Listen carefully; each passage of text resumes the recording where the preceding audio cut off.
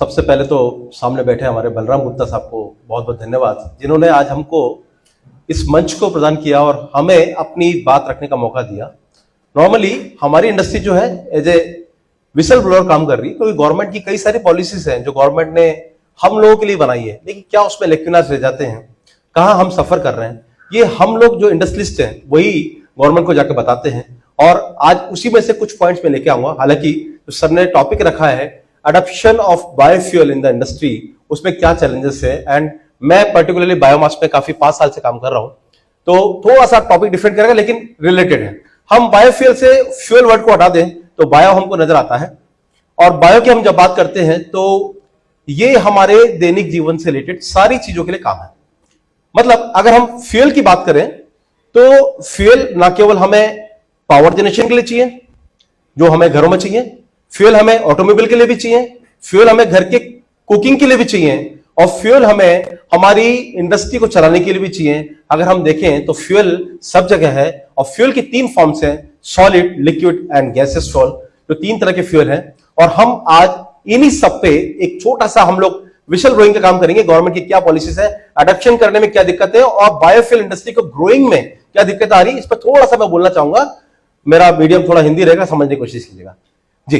तो हम जब बात कर रहे हैं, फ्यूल 3 तरह के हो गए, सॉलिड है, लिक्विड है, गैसेस फ्यूल है। हम सॉलिड फ्यूल की जब बात करते हैं तो बायोमास से सॉलिड फ्यूल कन्वर्जन की जो इंडस्ट्री है, हम इसको बायोमास पैलेट इंडस्ट्री बोल रहे हैं। हम जब बायोमास से गैसेस फ्यूल बना रहे हैं तो इसको हम बायोगैस इंडस्ट्री बोल रहे हैं, और बायोमास से ही हम जब एथेनॉल बना रहे हैं तो इसको हम बायोएथेनॉल इंडस्ट्री बोल रहे हैं। 3 अलग अलग नाम हो गए, लेकिन अगर इसकी फ्लैगशिप देखा जाए तो ये बायोफ्यूल इंडस्ट्री है, तीनों अलग अलग पार्ट है। दोस्तों, मैं टॉपिक पहुंच से थोड़ा सा मैं पहले आपको कुछ डाटा देना चाहूंगा जो मेरे पास हमेशा टिप्स पे रहते हैं। हम पूरे इंडिया की बात करें, पावर जनरेशन की बात करें, पूरे इंडिया के अंदर लगभग 2000 TWH टेरावाट आवर इतनी पावर जनरेशन हो रही है। और आपको आश्चर्य होगा कि इस 2000 टेरावाट आवर जो कि लास्ट ईयर का पावर जनरेशन था इंडिया का, उसका 50% जो पावर है वो कोल से बनता है, थर्मल बेस्ड प्लांट से बनता है, एंड 45% जो पावर है वो हमारी रिन्यूएबल एनर्जी बनती है। रिन्यूएबल एनर्जी के अंदर बात करें तो 20% पावर हमारी आ रही है विंड से, सॉरी सोलर से आ रही है, सोलर इंडस्ट्री से आ रही है। 10% से 15% पावर हमारी आ रही है विंड से आ रही है, और इतनी ही पावर यानी 10% के पास आसपास पावर जो है हमारी आ रही है हाइड्रो पावर प्लांट से आ रही है। यानी 45% जो प्लांट है हमारे वो चल रहे हैं रिन्यूएबल एनर्जी पे, 50% प्लांट हमारे चल रहे हैं सीधा कोल बेस्ड थर्मल प्लांट से, और 5% प्लांट ऐसे हैं हमारे जो कि 2.5% प्लांट हमारे चल रहे हैं सीधा बायोमास को जलाने से, और 2.5% प्लांट ऐसे हैं जो कि बायोगैस को या फिर एलपीजी को जलाने से चल रहे हैं। अगर पूरे इंडिया का पावर जनरेशन का अगर डाटा देखा जाए और उसको कोल से हम रिलेट करें तो पूरे इंडिया का पर एनम कोल प्रोडक्शन यानी कोल एक्सकेवेशन प्लस कोल इंपोर्ट जो डाटा है वो 100 करोड़ यानी 100 करोड़ टन के आसपास का है।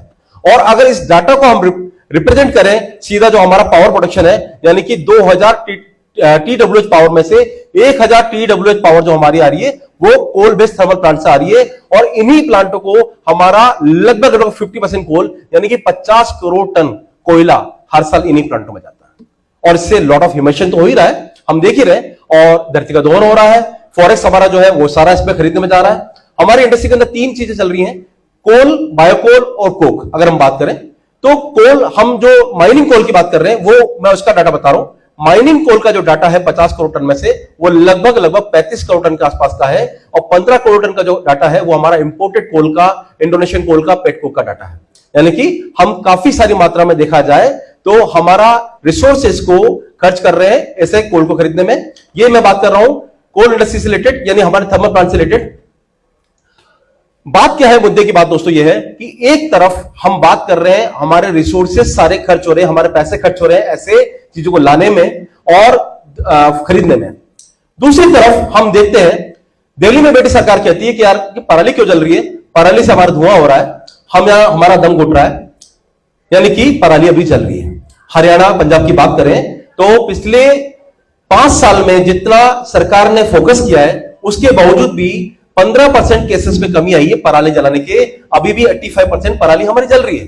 पराली मतलब एक गुड सोर्स ऑफ अगर देखा जाए एनर्जी।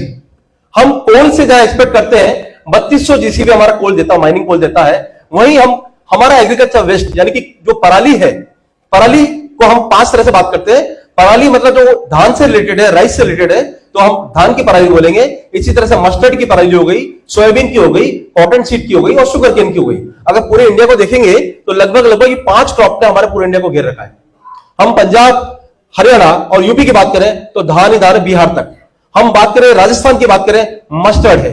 हम बात करें एमपी की बात करें, मस्टर्ड एंड सोयाबीन है।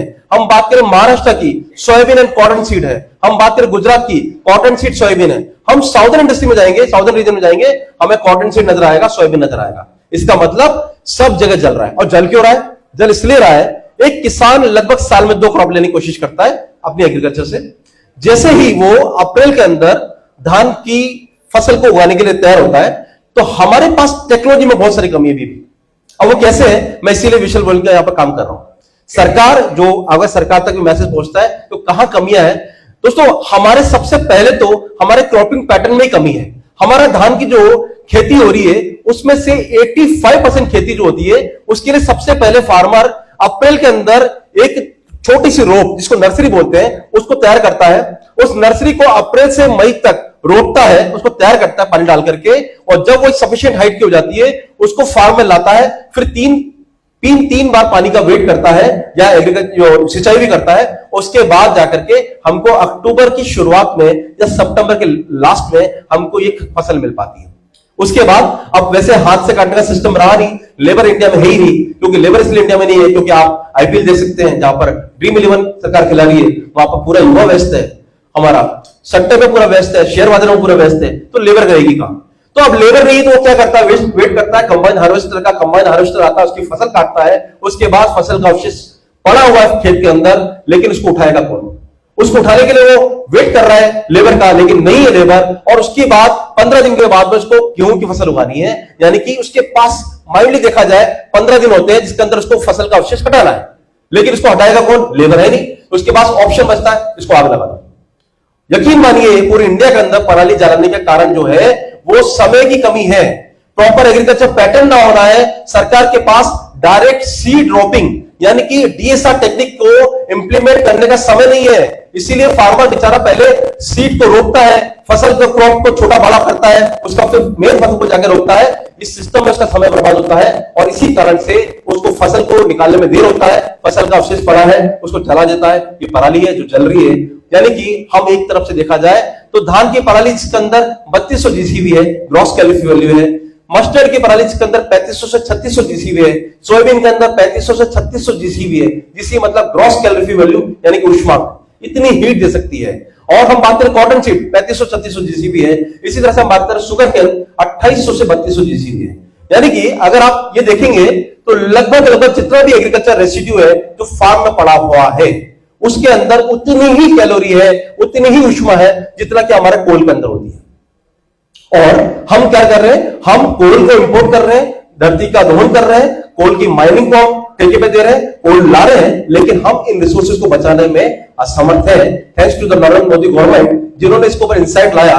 सरकार ने आज 10 साल पहले ऐसी पॉलिसीज लाई जिससे आज एक आम आदमी यानी कि एक इंडस्ट्रियलिस्ट और एक फार्मर अपनी इस रेसिड्यू को एक जलाऊ पैलेट में कन्वर्ट कर सकता है, कंप्रेस बायोगैस में कन्वर्ट कर सकता है।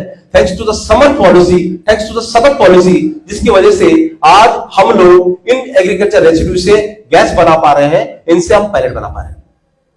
आप समझ पाए होंगे क्या डिफरेंस है, क्या हमारे इंडिया के अंदर हो रहा है। लेकिन अभी जब टॉपिक दिया गया कि चैलेंजेस क्या है, तो चैलेंज तो मैंने गिना ही दिया कि पॉलिसीज का सही तरह से ग्राउंड लेवल पर पहुंच ना पाना भी एक सबसे बड़ा इश्यू है कि फार्मर भी नहीं समझ पा रहा है, इंडस्ट्री भी नहीं समझ पा रहा है। दूसरा, हम इसमें आते हैं कि हम बात करते हैं बायोमास से बायोमास पैलेट प्लांट की बात करें, बायोमास से बायोगैस प्लांट की बात करें या बायोफ्यूल प्लांट की बात करें। मैं क्योंकि बायोमास से बायोमास प्लांट मैन्युफैक्चरर हूं, तो हमारे अमूमन जो प्लांट की कॉस्टिंग होती है वो 2 करोड़ रुपए से 5 करोड़ रुपए की होती है। अगर हम 2 टन पर आवर का प्लांट देखें तो 2 करोड़ रुपए का होता है, लैंड और शेड वगैरह अलग, और 5 टन का जो प्लांट होता है 2.5 से 3 करोड़ का होता है, और शेड वगैरह देखें तो 5 करोड़ तक पड़ता है। अब बात यह आई कि खेतों में उग रही पराली, खेतों में पड़ी पराली, वहां जाके प्लांट लगाएगा कौन? इंडस्ट्रीज बैठे हैं शहर में, वहां जाके लगाएगा कौन? तो सरकार को इस बारे में सोचना है कि भाई हमारा इंडस्ट्रीज बैठा है शहरों में, एक पराली अगर बात करें, एक 14 चक्के की गाड़ी अगर बात करें, उस 14 चक्के की गाड़ी के अंदर हम 35 टन कोयला ले जा सकते हैं। उसी जगह पर अगर हम पराली को लेने जाएंगे तो 6 टन पराली रह जाएगी। यानी कि हम अगर पंजाब में जालंधर से दिल्ली में पराली को लेकर आते हैं, दिल्ली के आसपास, तो हमारी कॉस्टिंग जाएगी 4 रुपए किलो। लेकिन वही उसी ट्रक के अंदर अगर हम कोल को लेकर आ रहे हैं, उसी ट्रक के अंदर बायो पैलेट को लेकर आ रहे हैं, तो हमारी कॉस्टिंग जाएगी 1.5 रुपए। डिस्टेंस ज्यादा नहीं है, वेट कम है। तो क्या कारण है? इसका कारण है कि सरकार अभी तक वो पॉलिसीज नहीं ला पाई कि जिसकी वजह से हम फार्म पे ही जाके प्लांट लगा पाए। क्योंकि लैंड यूज कन्वर्जन एक बड़ी समस्या है, पॉल्यूशन एक बड़ी समस्या है। यूं सरकार का शहरों में पॉल्यूशन पर कंट्रोल नहीं है, लेकिन जब सरकार के द्वारा हम परमिशन लेकर के लैंड यूज कन्वर्ट करके भी अगर हम गांव में प्लांट लेके जाएंगे तो पॉल्यूशन डिपार्टमेंट हमको मार देता है। दोस्तों, कई सारी समस्याओं से हम लोग गुजरे हैं। ये मैं सिर्फ ऐसा नहीं बोल रहा हूं कि मैं बायोमास पैलेट की इंडस्ट्री से हूं, मैं यही समस्या बायोगैस प्लांट में फील कर रहा हूं, यही समस्या बायोइथेनॉल प्लांट वालों को भी आ रही है। यानी कि इसके ऊपर पूरे प्रॉपर इंसाइट की जरूरत है, हम कहां प्लांट लगाएं। मैंने इसके लिए कई दिन पहले एक सॉल्यूशन जब गवर्नमेंट की मीटिंग हुई थी उसमें दिया था कि हर 3 गांव में से, पंजाब की बात कर रहा हूं, पंजाब हरियाणा की, हर 3 गांव में से बीच वाले गांव को आप बोलिए कि प्लांट लगाइए, इंडस्ट्रीज को इन्वाइट कीजिए और आसपास के दोनों गांवों को बोलिए उसका स्टोरेज करें, क्योंकि ये इसका स्टोरेज भी बड़ा महंगा है। आप अगर बात करें 1000 स्क्वायर फीट के अंदर अगर हम पैलेट रख सकते हैं 500 से 600 टन, तो उसी 1000 स्क्वायर फीट के अंदर हम पराली 100 टन भी रख सकते हैं, लेस देन 100 टन रख सकते हैं। यानी स्टोरेज कहां करें? फिर हमारे इंडिया के अंदर आजकल बारिश का भी कोई पैटर्न नहीं है। जब बारिश हो जाती है हमारा फसल का विशेष गीला हो जाता है, गीला होने के बाद उसको ड्राइंग की कॉस्ट होती है। और सरकार की ही जो बड़ा उपक्रम है NTPC, national thermal power corporation, जिसको सरकार ने 2021 के अंदर राइट दिए कि भैया आप एक काम करो, आप लोग पराली को ऐसे हटा नहीं पाओगे, आप एक काम करो, आपके जो कोल कंजप्शन पर एनम है आपका, उसको 3% आप रिड्यूस कर दो एंड आप बायोमास पैलेट यूज करो। यानी कि आपका फसल के अवशेष से बने हुए पैलेट आप यूज करो और इसको कम करो। उसके बाद पिछले साल, इस साल रिवीजन आया, पिछले साल रिवीजन आया, इसको 5% करो और अभी रिवीजन आ गया कि अगले साल 7% तक इसकी बढ़ने की संभावना है। यानी सरकार ने पावर दे दिया एनटीपीसी को कि भैया आप देश भर के अंदर जितने आपके प्लांट है 34-35 प्लांट, उनमें बायो पैलेट लो। और अगर एनटीपीसी की बात करें 1000 मेगावाट का एक प्लांट जो है दोस्तों, वो लगभग 400 टन पर आवर कोल यूज करता है।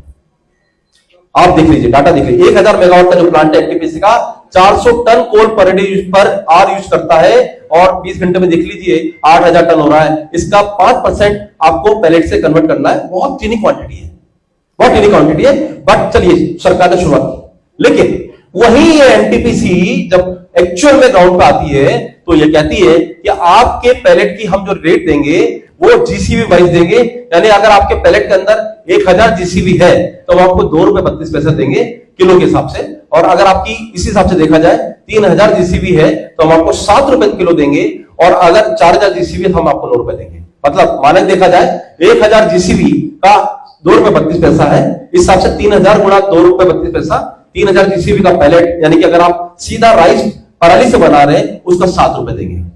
दोस्तों, कितनी विडंबना है, हम उस देश में रह रहे हैं जहां सरकार ये भी कैलकुलेट नहीं कर पा रही है कि 7 रुपए में बनेगा कैसे। गांव में उपक्रम लग नहीं रहे, 3 रुपए हमको ट्रांसपोर्टेशन लगने वाला है, उससे कन्वर्जन की कॉस्ट है, और सरकार हमको एफओआर यानी कि डिलीवरी करके एनटीपीसी थर्मल प्लांट में मांग रही है। कैसे पॉसिबल है? तो इस तरह से देखा जाए तो सरकार सिर्फ अभी इन सब चीजों पे एक थंब थ्रो कर दिया उन्होंने कि आपको कन्वर्ट करना है, लेकिन कैसे करेगा, इन सब पे सरकार के द्वारा एक विशेष रूप से इस पे प्रकाश डालने की आवश्यकता है कि प्राइसिंग नहीं होगी तो कोई भी फार्मर या कोई भी प्रोड्यूसर इसमें सर्वाइव नहीं कर सकता। हम दूसरी बात करते हैं, इन सब चीजों को बात करें, इन सब चीजों को प्रकाश डालने के लिए सरकार ने सब्सिडी वर्ड अभी तक यूज नहीं किया है। सरकार कई जगह पर 35 से 40% सब्सिडी दे रही है, लेकिन इस इंडस्ट्री को ग्रो करने के लिए सरकार ने अभी तक कोई सब्सिडी लॉन्च नहीं की है। सब्सिडी लॉन्च की है कि 1 टन के प्लांट पे आपको 21 लाख में मिल जाएगा, लेकिन मैंने अभी तक 42 प्लांट लगा दिए, एक क्लाइंट को नहीं मिला। रीजन बीइंग वो उसी को घुमा के रखता है, आपको ये फॉर्मेलिटी करनी है, ये फॉर्मेलिटी करनी है, किसी को मिल पा रही है। तो अगर हम बात करें जो एडॉप्शन ऑफ बायोफ्यूल और बायोमास की बात करें तो सरकार को अपनी पॉलिसीज में सुधार लाना पड़ेगा, तभी जाकर के इस इंडस्ट्री का सुधार हो सकता है। दोस्तों, मैं अगर बात करूं पिछले 5 साल से बायोमास इंडस्ट्री में काम कर रहा हूं और न केवल सरकार के साथ में बल्कि अर्बन एरिया में काफी काम कर रहा हूं। मैंने देखा है कि बायोमास पैलेट का यूज काफी बढ़ता जा रहा है। हम दिल्ली की बात करें जहां 1.5 साल पहले कोल बैन हो गया था, कोल बैन हो गया दिल्ली के अंदर आप आश्चर्य करेंगे कि दिल्ली में अभी हम बात करें जितने भी प्लांट चल रहे हैं वो 5 तरह के फ्यूल से चल रहे हैं। दिल्ली क्या पूरे इंडिया के अंदर बात करें, कोल, लकड़ी, एलपीजी, सीएनजी, डीजल और फर्नेस ऑयल, ये हमारे पास 6 तरह के फ्यूल हैं जिससे पूरी इंडस्ट्री चल रही है। कोल, लकड़ी, डीजल, एलपीजी, सीएनजी और फर्नेस ऑयल। 1 to 1 हम कंपेयर कर लेते हैं कि इंडिया के अंदर क्या ग्रोथ पैटर्न होना चाहिए और कहां हम सर्वाइव कर रहे हैं। 1 किलो एलपीजी हमारे 100 रुपए की आ रही है, एनर्जी मिल रही है 12,000। 1 किलो एलपीजी 100 रुपए की आ रही है, एनर्जी मिल रही है 12,000। वहीं हमारा 1 किलो पैलेट जो हम वेस्टेज से बना रहे हैं उसके अंदर हमको मिल रही है एनर्जी 4,000, कीमत उसकी 12 रुपए, कीमत है 12 रुपए। यानी कि एलपीजी के बराबर एनर्जी चाहिए, 12,000 एनर्जी चाहिए तो हमको 3 किलो पैलेट जलाना पड़ेगा, और 3 किलो पैलेट हो गया आपका 36 रुपए का, 36 रुपए का। यानी कि वो काम जो आपका 100 रुपए के एलपीजी में हो रहा है वो आपका 36 रुपए में हो सकता है। सिमिलरली हम बात करें डीजल की, 1 लीटर डीजल जो कि 90 रुपए का आ रहा है, 85 से 90 रुपए का आ रहा है, उसके अंदर एनर्जी होती है 8,000 का जीसीबी मार्क है। उतनी एनर्जी अगर हमको पहले से चाहिए हो तो पैलेट हमको 4,000 जीसीबी का 2 किलो जलाना पड़ेगा, यानी 24 रुपए कम हो जाएगा। बावजूद इसके कि पूरी इंडिया जान रहा है, पूरी सरकार जान रही है कि there is an substantial difference between the pricing of LPG, diesel and the biomass pellet, उसके बावजूद भी इसको लागू करने के लिए अभी तक कोई कारगर पॉलिसी नहीं हो पाई है। अनफॉर्चुनेटली मैंने लास्ट टू मंथ बैक मैं गुजरात में गया। गुजरात में मैंने एक बड़ी समिट में भाग लिया। वहां पर मुझे रिन्यूएबल एनर्जी के लिए नाम से बुलाया गया था, मुझे वहां पर बायोमास इंडस्ट्री के नाम से बुलाया गया था। मैंने वहां देखा कि सरकार का सारा फोकस सोलर इंडस्ट्री पे है, सरकार का सारा फोकस विंड इंडस्ट्री पे है, लेकिन सरकार का फोकस अभी बायोमास इंडस्ट्री पे नहीं है। क्योंकि अगर हम बात करें पावर की बात करें तो सरकार अभी बड़े प्लेयर्स को सोलर प्लांट लगाने में व्यस्त है, विंड प्लांट लगाने में व्यस्त है, लेकिन क्योंकि बायोमास इंडस्ट्री में हमारे जैसे छोटे प्लेयर काम कर रहे हैं इसलिए सरकार के ऊपर फोकस नहीं है। और ये मैं बहुत डंके की चोट पर बोल रहा हूं कि सरकार को उस पर फोकस करने की जरूरत है। तो जब मैं कह रहा हूं कि आपको 12,000 लीटर, जब 12,000 कैलोरी का एलपीजी के सामने आपका 34 रुपए में काम हो रहा है 100 रुपए के सामने, जब डीजल के सामने 90 रुपए सामने 24 रुपए में काम कर रहा है। कोल की बात करें, कोल जब हमारे पास 1 टन इंडस्ट्री के अंदर आता है, जो लोग इंडस्ट्री से जानते होंगे, 1 टन कोल में से 12 से 15% चूरी निकलती है, पाउडर निकलता है। उस कोल को जलाते हैं 35 से 40% उसके अंदर ऐश निकलती है, ऐश को उठाने का खर्चा अलग। 7 रुपए का कोल जो हमारे इंडस्ट्री में पहुंच रहा है वो 10 रुपए का जाकर पहुंचता है, लेकिन सरकार अभी भी 7 रुपए दे रही है हमको। फैक्ट जानने के बावजूद भी सरकार सरकार की सबसे बड़ा उपक्रम है NTPC, national thermal power corporation, जो कि काफी प्रॉफिटेबल बॉडी है। हम बात करें तो सेंट्रल पावर प्लांट, राज्यों के थर्मल प्लांट और एनटीपीसी में सबसे ज्यादा प्रॉफिटेबल बॉडी है एनटीपीसी। इसके बावजूद भी हमें रेट नहीं मिल पा रही है। तो दोस्तों बड़ा जो कारण है सरकार का इस तरफ से, जो बात करें तो सरकार का जो इग्नोरेंस है वो बड़ा कारण देखता हूं मैं। दूसरा सबसे बड़ा कारण जो देखता हूं वो है रॉ मटेरियल की फिजिबिलिटी और रॉ मटेरियल का स्टोरेज और रॉ मटेरियल का ट्रांसपोर्टेशन। जो मैंने आपको बताया, रॉ मटेरियल को एक जगह से दूसरी जगह ले जाना बड़ा डिफिकल्ट है। सरकार ने बायोमास इंडस्ट्री के लिए, यानी बायोमास से पैलेट इंडस्ट्री के लिए अभी कोई पॉलिसी नहीं, लेकिन सतत पॉलिसी से बायोमास इंडस्ट्री को जो बड़ी राहत है। सरकार ने कहा है कि 5,000 प्लांट हमको लगाने हैं, और सर अभी आए थे, मैं इनको डाटा को कवर कर देता हूं। इस समय अगर आप सतत.co.in खोल के देखेंगे, वेबसाइट खोल के देखेंगे अपने मोबाइल पे, तो आप देख सकते हैं सन 2018 में सतत पॉलिसी लाई। सतत पॉलिसी 2018 में आने के बाद में 20 में ब्रेक हो गया कोरोना की वजह से, 20-21 उसका खाली गया। लेकिन अगर आज 2024 में बात करें तो सतत पॉलिसी में 5,000 प्लांट लगने पूरे देश के अंदर 20 किलोमीटर के अंतराल में है। सरकार ने इसके अंदर जो पूरा प्रोविजन दिया हुआ है, सब्सिडी का भी दिया है, लोनिंग का भी दिया है। इसके बावजूद भी अभी जो एलओआई हो चुकी है एचपीसीएल, आईओसीएल, गेल और बीपीसीएल के साथ में, वो 2,237 है। आप चाहे तो डाटा खोल के दे सकते हैं सतत.co.in पे, ये बायोगैस पोर्टल बना हुआ है सरकार का।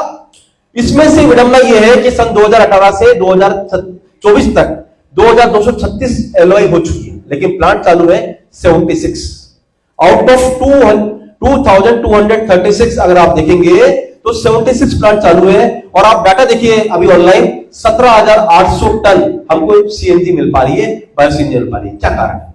मैं इंडस्ट्री में रहता हूं, मैं देखता हूं लोग एलओआई कर रहे हैं, लेकिन उनके पास बायोमास नहीं है। बायोमास में अगर आप किसी से लेने जा रहे हैं फार्मर से, तो वो कहता है कि भाई मैं आपको 1 रुपए किलो दे दूंगा, लेकिन जब वो देखता है कि मैंने गैस प्रोडक्शन चालू कर दिया, वो उसी को 2.5 रुपए किलो कर रहा है।